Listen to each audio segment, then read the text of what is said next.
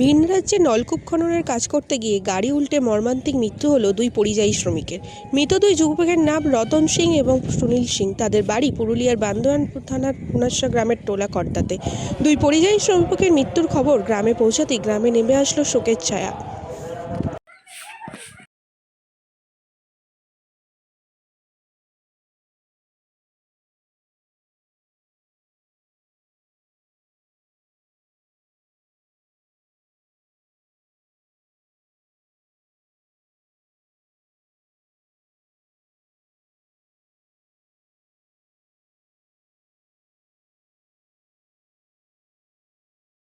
করতেছিল বোরিং গাড়ি ওই পাল্টি হয়ে এই দুজন ব্যক্তি মারা যায়, রতন সিং আর সুনীল সিং। কবে ফিরেছে দেখো? আজকে ভোর ভোর ফিরেছে 4টার সময়। বাড়িতে কে কে আছে? বাড়িতে ওর মা বাবা আছে। আর সুনীলের? সুনীলের ও একা, এক ভাই ছিল মাত্র, দিদি ছিল, দিদিকে বিয়ে দিয়েছে। কতদিন থেকে বাইরে কাজ করছে?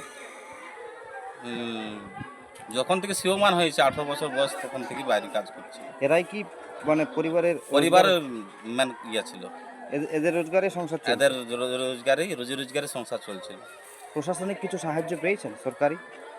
না, এই মুহূর্তে তো কিছু বলতে পারবো কেউ না। এসেছিল দেখা করতে পরিবারের সাথে? না, সেই খবরটা আমার কাছে। এটা তো কাজের সুবিধা নাই, তার জন্য ভিন রাজ্যে নলকূপ গাড়িতে গেছিল। ইয়ারা মোটামুটি 5জন।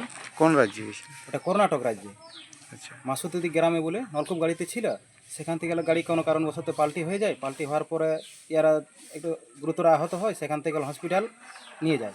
হসপিটালে কবে ঘটেছিল ঘটনাটা? বৃহস্পতিবার সকাল 8টার সময়। সেখানে দুজন ডেট করে। এক লোকের নাম হচ্ছে রতন সিং, এক লোকের নাম হচ্ছে সুনীল সিং। সুনীল সিংয়ের ঘরের অবস্থা মানে খুবই সংকটজনক, বা কিছু জমি জায়গা অনেক কিছু নাই। এখন একমাত্র এই হাল ধরেছিল। তার আগে সুনীলের পরিবারে কে কে আছে? সুনীলের পরিবার বলতে এখন ওর মা আর ঠাকুমা, তাছাড়া আর কেউ নাই পরিবারে।